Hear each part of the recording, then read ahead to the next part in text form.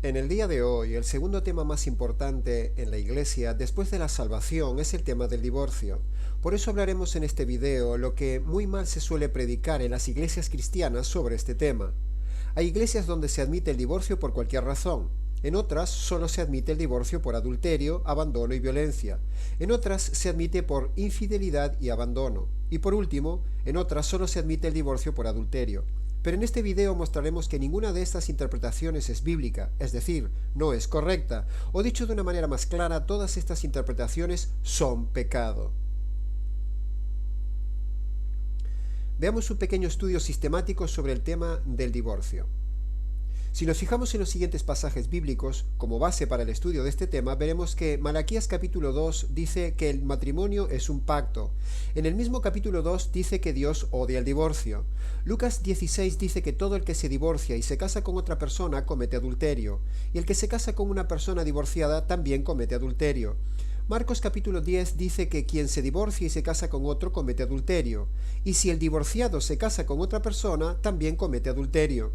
Romanos capítulo 7 pone un ejemplo concreto y dice que una mujer casada, o también podríamos decir un hombre casado, está ligada por la ley a su esposo mientras éste vive, pero solo si el esposo muere, la mujer queda libre de la ley del matrimonio. De modo que si ella se une a otro hombre mientras el esposo vive, comete adulterio. Pero solo si el esposo muere, ella queda libre de esa ley y puede unirse a otro hombre sin cometer adulterio. Primera de Corintios capítulo 7 remarca esta idea. El cónyuge está todo el tiempo vinculado al otro cónyuge mientras vive, pero solo si muere queda libre para casarse con quien quiera. Éxodo 20 nos advierte de no cometer adulterio. Por lo tanto, Primera de Corintios 6 dice, tengamos cuidado porque ni los fornicarios ni los adúlteros heredarán el reino de Dios. Hebreos capítulo 13 dice que honroso debe ser el matrimonio y debe ser el lecho sin mancha. Pero a los fornicarios y a los adúlteros los juzgará Dios.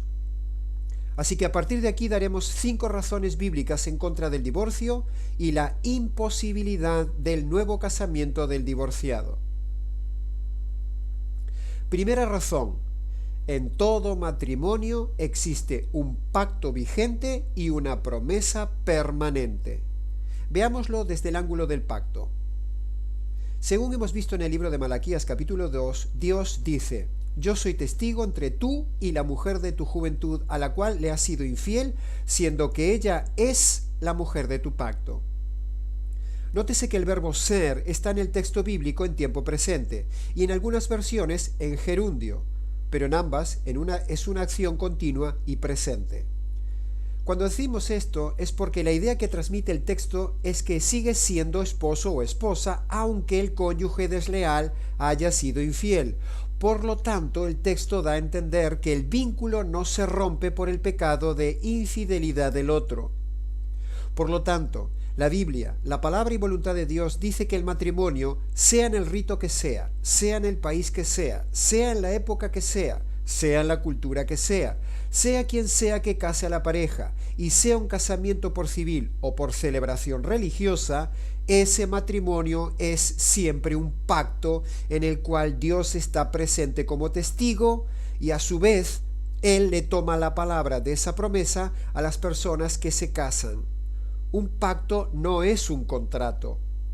Un contrato puede romperse cuando una de las partes falla, pero Dios, como legislador del matrimonio, ha establecido claramente que el matrimonio que Él ha creado no sea un contrato ni un pacto condicional, sino un pacto indisoluble. La prueba de que no se disuelve la tenemos en pasajes tales como Marcos capítulo 10. Lo que Dios ha declarado unido por la palabra prometida en el casamiento y por ponerse bajo la ley del pacto matrimonial, no lo separe el hombre. Por lo tanto, ni tan siquiera un juez puede hacerlo. Y ese no lo separe, debemos recordar que es un mandamiento. Romanos capítulo 7 y Primera de Corintios capítulo 7 hemos dicho que el cónyuge está unido al otro mientras vive. Por lo tanto, en estos pasajes no se ven excepciones de ningún tipo. Es decir, no se dice nada de divorcio, y mucho menos por adulterio, por abandono o ninguna otra razón. Para concluir este breve primer punto sobre el tema del pacto, hay un pasaje muy singular en el Nuevo Testamento que dice: Gálatas capítulo 3, verso 15. Ni siquiera un pacto humano ya consumado, ratificado, se puede modificar o cambiar. Entonces, ¿cuánto más un pacto hecho ante el Dios soberano habrá que respetar y no se podrá anular? La respuesta es claramente no se puede. Veámoslo ahora desde el ángulo de la promesa. El día que una pareja se casa, ambos prometen al cónyuge, ante Dios y ante testigos, fidelidad hasta el fin, de tal manera que por esa promesa dada quedan atados y comprometidos a cumplirla de por vida. De lo contrario, si la persona no cumple su promesa, esa persona pasa por falsa, mentirosa, engañadora e infiel. La Biblia habla seriamente de la condenación de los falsos, infieles y mentirosos. Cuando un hombre y una mujer hacen un pacto matrimonial, ellos están haciendo un compromiso de palabra, una promesa mutua que tiene más valor aún que sus propias vidas. Incluso en muchas culturas a lo largo de los siglos, aquellos que quebrantaban un pacto, una promesa o una palabra eran merecedores de la muerte y una vergüenza para sus familias. Apocalipsis capítulo 21 dice que todos los mentirosos tendrán su parte en el lago que arde con fuego y azufre. Romper una promesa es mentir. Eclesiastés capítulo 5 dice: cuando ante Dios haces promesa, no dejes de cumplirla, porque Él no se complace en los insensatos. Cumple lo que prometes. Mejor es que no prometas, y no que prometas y no cumplas. No dejes que tu boca te haga pecar, ni digas delante de Dios que fue ignorancia. El Salmo 15 y el Salmo 89 dicen ideas similares.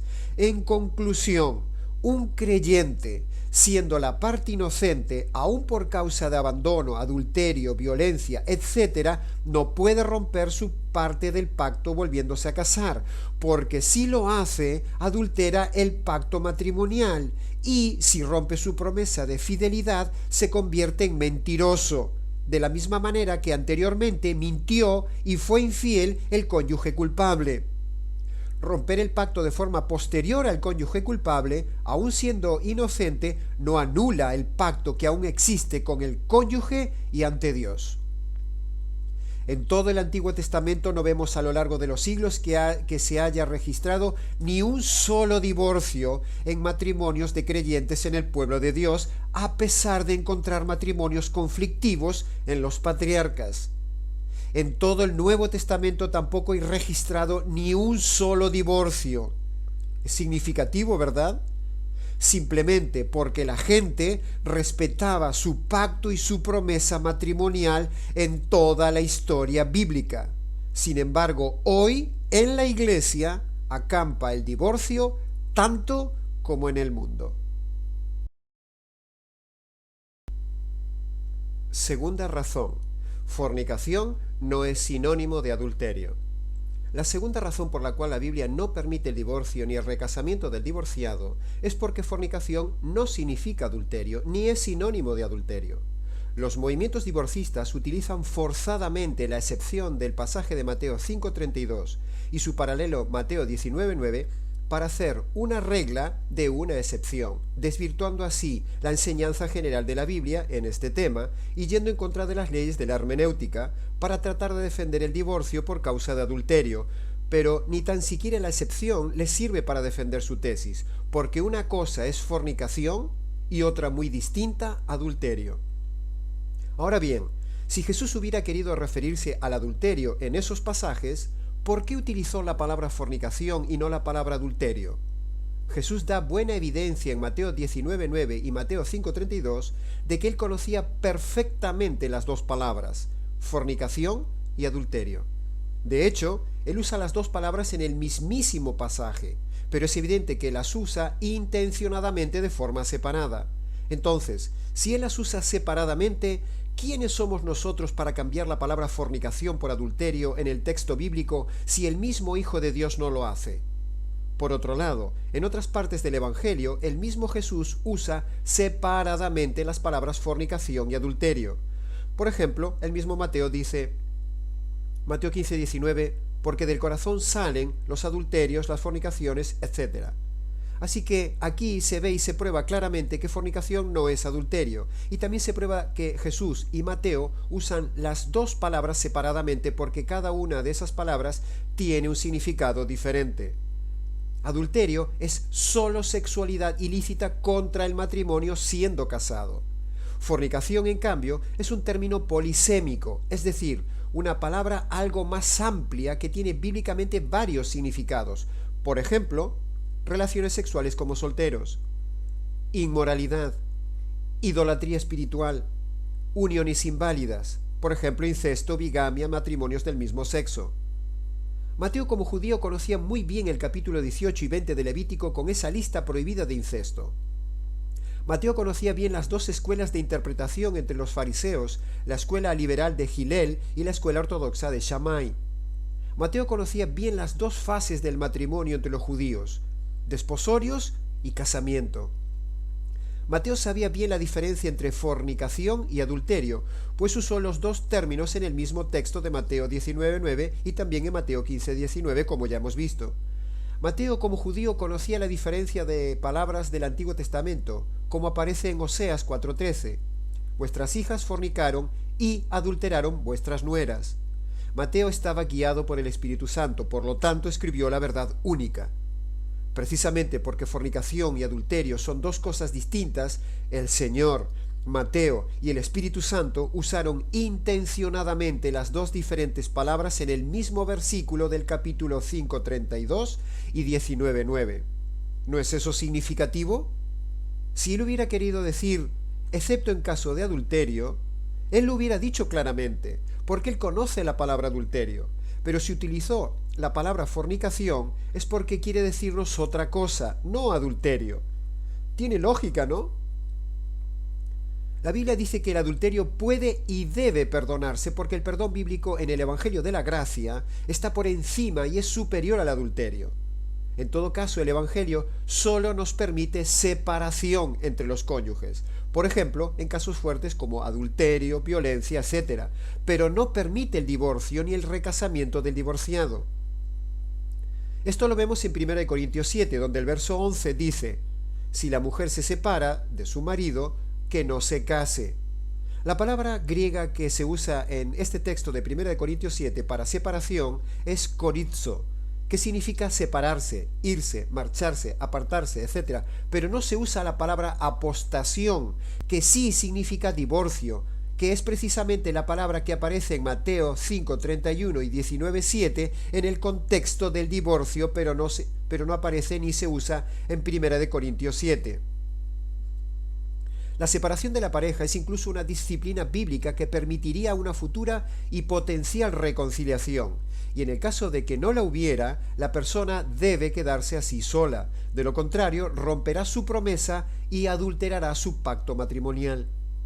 Nos extendemos tanto en todo esto porque es muy importante comprender que fornicación no puede ser nunca adulterio, porque si aplicamos el pasaje de Mateo 5:32 o 19:9, el intercambio de la palabra fornicación por la palabra adulterio, como hacen los divorcistas, el resto del versículo pierde sentido y a su vez se contradice.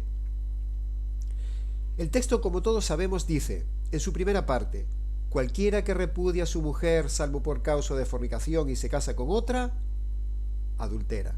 Segunda parte: el que se casa con la repudiada, adultera. Empecemos analizando la última parte de estos versos donde dice: quien se casa con la repudiada comete adulterio. Así que preguntamos, ¿cómo podría entonces el Señor Jesús decir en el mismo versículo dos cosas opuestas? En la primera parte diría que una persona inocente puede divorciarse por causa de adulterio del otro cónyuge, tal como dicen los divorcistas. Pero al final del texto el Señor mismo dice lo contrario. En la segunda parte dice que esa persona inocente divorciada, si se vuelve a casar, comete adulterio.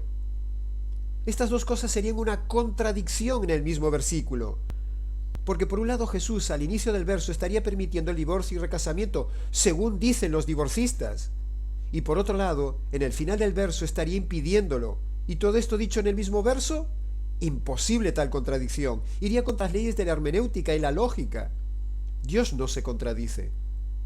Otra cosa, la frase quien se casa con una repudiada comete adulterio se repite 4 veces. En los 2 pasajes de Mateo, en Marcos 10, en Lucas 16, con lo cual los evangelios advierten hasta 4 veces la misma repetida importante idea. Primero, el que se casa siendo divorciado comete adulterio, y el que se casa con el divorciado comete adulterio. Entonces, aunque un inocente divorciado haya sido abandonado o su cónyuge haya cometido adulterio, el inocente, no puede casarse nuevamente porque aun siendo inocente comete adulterio contra su pacto de matrimonio y hace cometer adulterio a quien se case con él o con ella. Por esta razón concluimos contundentemente que fornicación no es sinónimo de adulterio como dicen los divorcistas. Es absolutamente errada la doctrina divorcista que admite el divorcio por infidelidad, violencia o por abandono. Mateo 5:32 dice, el que se casa con una divorciada adultera. Mateo 19:9 dice, quien se casa con la divorciada adultera. Y no solo esto, sino que el pecado es doble, porque el divorciado inocente a su vez pecaría y haría pecar a un soltero que se case con él o con ella, a un viudo que se case con él o con ella, a otro divorciado que se case con él o con ella. Así que por cualquier lado que se mire, todo divorciado, aún inocente, comete adulterio, si se vuelve a casar. Así que tampoco hay ninguna salida para defender el recasamiento por infidelidad. Es importante que la mirada no se quede solo en la frase excepto en caso de fornicación, que en sí ya es clara y en contra de los divorcistas, sino que debemos mirar también cómo termina el versículo de Mateo, es decir, quien se casa con la inocente divorciada, adultera. Entonces, ¿qué es fornicación en este texto de Mateo 5:32 y Mateo 19:9? Si no es adulterio, ¿qué es? Bueno, si ya hemos descartado que no es adulterio, tampoco es inmoralidad, porque la inmoralidad también es perdonable y debe ser perdonada, y no es motivo de divorcio en el Nuevo Testamento. Tampoco significa sexualidad entre solteros, porque el versículo de Mateo está hablando de casados, y es más que evidente que los casados no cometen nunca este área de la palabra fornicación, precisamente por cuanto son casados. Y tampoco el contexto está hablando de idolatría espiritual. Por lo tanto, descartando uno tras otro todos los diferentes significados de la polisémica palabra fornicación, solo nos queda un significado, y es uniones inválidas, incesto, bigamia, matrimonios homosexuales, etcétera, etcétera. Había en determinadas culturas y épocas, y aún hoy en día lo hay, la costumbre de casarse incestuosamente entre hermanos, entre padre e hija, entre hijo-madre, con la cuñada y más combinaciones consanguíneas y de afinidad parental. Pero todo esto estaba prohibido y tipificado en la ley judía, en Levítico 18, como incestuoso, ilegítimo e inválido, es decir, fornicación. Todas estas combinaciones constituyen uniones o matrimonios aceptados por los hombres, pero no aceptados por Dios porque son uniones inválidas ante Él, por consanguinidad o afinidad parental, es decir, son fornicación. Por lo tanto, Jesús está hablando en la excepción de estos pasajes solo de matrimonios o uniones inválidas como única razón válida de divorcio. Entonces, con esta correcta definición de la palabra fornicación, ahora sí encajan las piezas en esos versículos de Mateo. Encaja la palabra fornicación, es decir, uniones inválidas, y encaja la palabra adulterio. Y todo el verso de Mateo 5:32 y 19:9 tiene armonía. Para los que apelan a que Mateo se escribió en arameo y apelan a los manuscritos en arameo, el argumento tampoco les vale, porque el término arameo para fornicación es zenud, que significa unión ilegal, o sea, incesto. Mientras que para los paganos tales uniones se veían normales, para Dios y su pueblo, los hebreos, eran uniones incestuosas no permitidas. Resumiendo, primero, Jesús restableció la indisolubilidad del matrimonio. Segundo, Jesús actualizó una cláusula importantísima referida a las relaciones inválidas e ilícitas, basadas en Levítico 18, para que los que vivían en esa clase de matrimonio ilícito no se aprovecharan diciendo que el matrimonio es indisoluble, pretendiendo así continuar con una relación indebida e incestuosa. Tercero, la parte inocente divorciada no puede volver a casar. De manera que la cláusula de excepción, al referirse exclusivamente a uniones inválidas, fornicación, en lugar de autorizar el divorcio como dicen los divorcistas, en realidad lo prohíbe. A su vez, esa cláusula anula matrimonios prohibidos o uniones ilegales. Es asombrosa la capacidad del Señor de decir tanto en tan pocas palabras. Podríamos parafrasear el pasaje de Mateo 5:32 y 19:9 así: el que se divorcie de su cónyuge y se case con otro, comete adulterio, excepto que se divorcie por estar en un matrimonio inválido. Veamos dos ejemplos de unión inválida con caso de incesto, fornicación, en el Nuevo Testamento. Primer caso. En 1 Corintios 5:1 vemos un caso precisamente usando la palabra fornicación y no adulterio. Allí vemos a un hijo relacionándose íntimamente con la madrastra, incesto, y eso es abominación, fornicación, según Pablo y según Levítico 18:8. Segundo caso.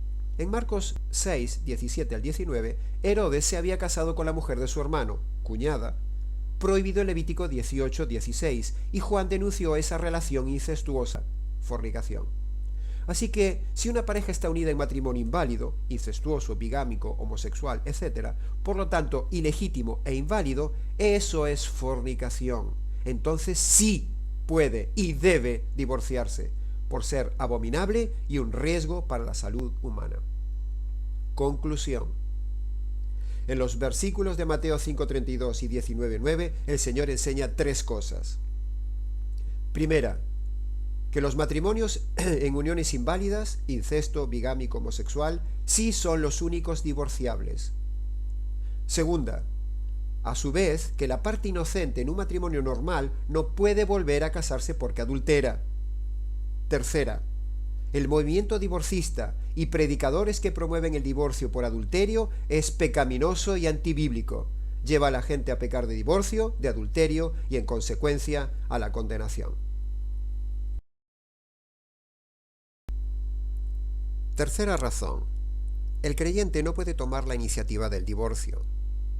Para empezar, recordemos que la Biblia dice que Dios aborrece el divorcio. Por lo tanto, cualquier cristiano que tome la iniciativa de divorciarse es evidente que está en contra de la voluntad de Dios.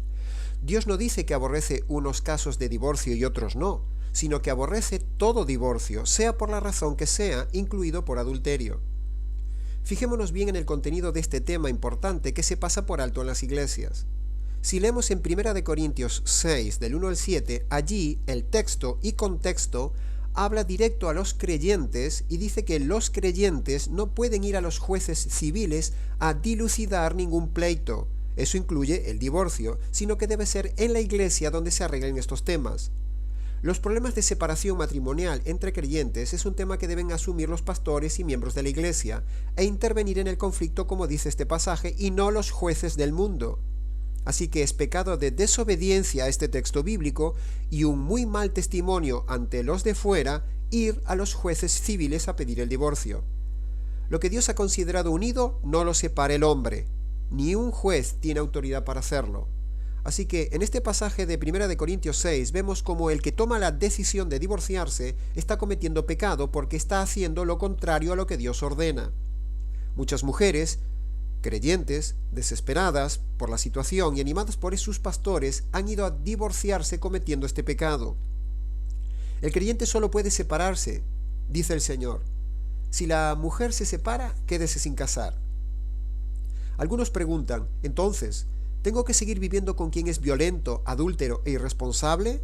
No, ya hemos dicho que Dios manda separarse, solo permite separarse.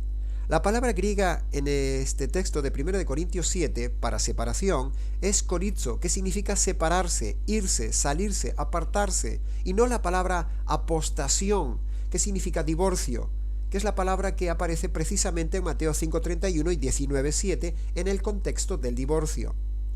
Por lo tanto, cuando los divorcistas utilizan el texto de 1 Corintios 7 para alentar el divorcio, cuando la acción es solo separación, están cometiendo un grave error e incitando a las personas al adulterio.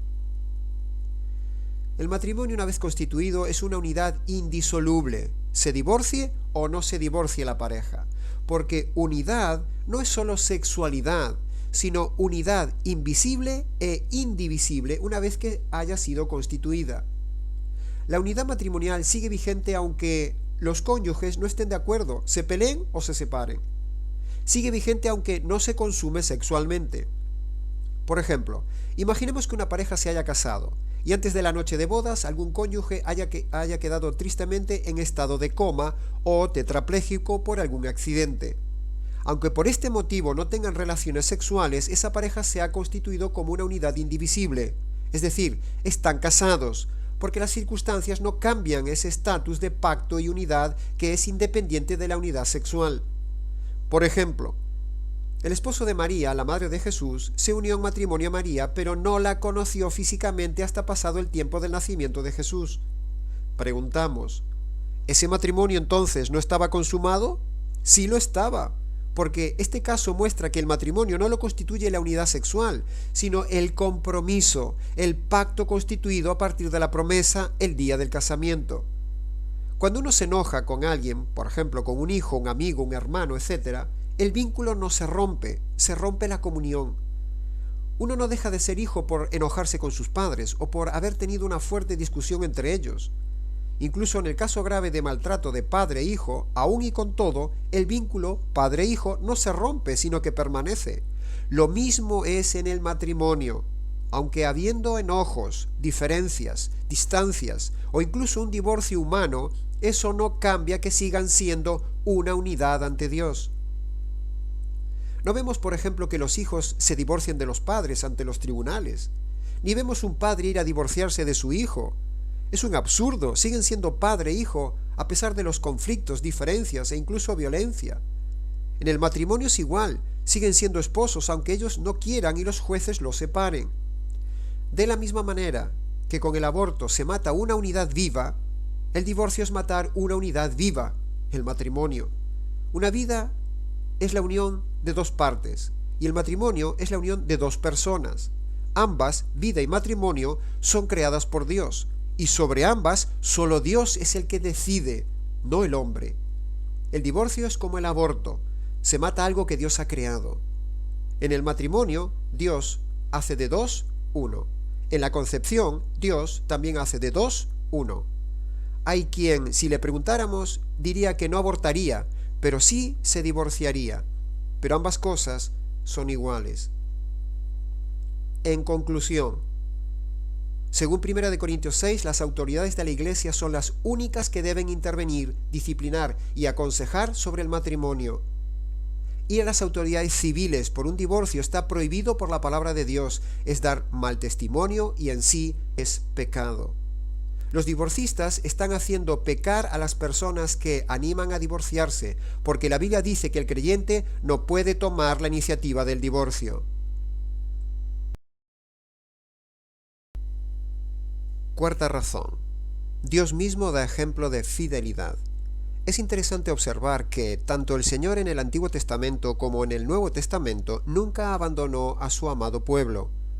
El mismo Dios nos da ejemplo de su comportamiento que a pesar de la infidelidad de Israel, Dios nunca lo abandonó ni eligió otro pueblo. Tampoco se casó con otro pueblo, sino que siempre fue fiel y esperó a Israel. En el caso del Nuevo Testamento, a pesar de las infidelidades de la Iglesia, la amada, el Señor nunca la deja, ni busca otra, sino que ha dado su vida y su compromiso de fidelidad a ella para siempre. Segunda de Timoteo 2:13 dice, si nosotros le fuéramos infieles, Él permanece fiel, porque Él no puede negarse a sí mismo. Efesios 5:32 dice que la relación Cristo-Iglesia es la representación de la relación y unión esposo-esposa. Eso quiere decir que, así como Cristo nunca abandona a su esposa, tampoco debe ser así en el matrimonio. ¿No son estos ejemplos de Dios en el Antiguo y Nuevo Testamento una razón contundente? En conclusión, divorciarse por adulterio o por lo que sea y recasarse siendo divorciado no solo es pecado, sino falta de conocimiento bíblico de la fidelidad y ejemplo de Dios. Las predicaciones divorcistas de que el creyente puede divorciarse por infidelidad del cónyuge son pecaminosas y contrarias a la voluntad de Dios. Quinta razón. Razón teológica. El carácter de Dios. En el pacto matrimonial está representado el carácter de Dios, por lo tanto, cuando un cristiano rompe el pacto, divorciándose y recasándose, está confrontando abiertamente la voluntad de Dios de forma rebelde. Cuando un creyente en Cristo toma el matrimonio como un contrato, tal como lo hace esta sociedad, en lugar de tomar los valores bíblicos de pacto, está difamando el carácter de Cristo ante los demás, y a su vez ese creyente se convierte en piedra de tropiezo y de blasfemia para Dios, como dice este pasaje. Romanos 2:24. El nombre de Dios es blasfemado entre las gentes por causa vuestra. El corazón y el carácter de Dios para su pueblo siempre fue de perdón, paciencia, espera, misericordia, oportunidad, fidelidad. Dios quiere que la iglesia, su esposa, en conjunto le represente así, y que el creyente de forma individual también ame, acepte, reciba, espere y sea fiel a lo prometido con su cónyuge, a pesar de lo malo que éste haya hecho. Cuando la iglesia, la esposa de Cristo, cambia el valor de pacto matrimonial por el valor mundano de contrato y enseña que está bien hacerlo así, entonces está difamando el nombre y el carácter de Dios, distorsionando la relación de Cristo con su iglesia, es decir, el matrimonio. Si nosotros en la iglesia, queriendo que la gente sea feliz, animamos a dichas personas a que abandonen el pacto y abracen el contrato, y que simplemente vayan y encuentren a otro con quien puedan entrar en un nuevo contrato de felicidad, estamos entonces representando distorsionadamente el carácter de Dios y la relación de Cristo y su iglesia, y esto no escapará del juicio de Dios por cuanto es pecado. La meta para un divorciado cristiano no debe ser la búsqueda de la idolatrada nueva oportunidad de felicidad personal, sino que su meta debe ser respetar el carácter de Dios representado en el pacto matrimonial. Cuando los pastores y líderes cristianos y aun los mismos cristianos creen, autorizan y consienten el nuevo matrimonio de cristianos divorciados, ellos están ayudando a Satanás nuevamente a deformar la imagen y el carácter de Dios tal como éste lo hizo allá en Génesis con Adán y Eva. Cuando un cristiano se centra en uno mismo, en su felicidad, en su soledad, en su sexualidad y no en el carácter de Dios, representado en el pacto de matrimonio, entonces está siendo idólatra y egoísta, es decir, está pecando. Sin embargo, debemos decir que respetar el pacto no significa que uno no se separe del cónyuge por falta de comunión o pecado grave del otro, tipo violencia, infidelidad, abandono, pero una cosa es separación y otra muy distinta, divorcio y posterior nuevo casamiento. Para terminar este apartado, debemos recordar nuevamente estos pasajes sobre el pacto matrimonial. Malaquías 2:14, Ezequiel 16:8, Proverbios 2:17, Romanos 7:2, Primera de Corintios 7:39, Salmo 89:34. Conclusión. En el día de hoy vemos que las personas primero escogen cómo desean vivir, luego diseñan su doctrina teológica a su conveniencia, para que esta doctrina se amolde a su estilo de vida pecaminoso. Y tercero, el movimiento divorcista de hoy, con todos los predicadores divorcistas de la actualidad, que alientan equivocadamente el divorcio y el nuevo casamiento del divorciado, sea por infidelidad o abandono, están en pecado y están haciendo pecar a la iglesia.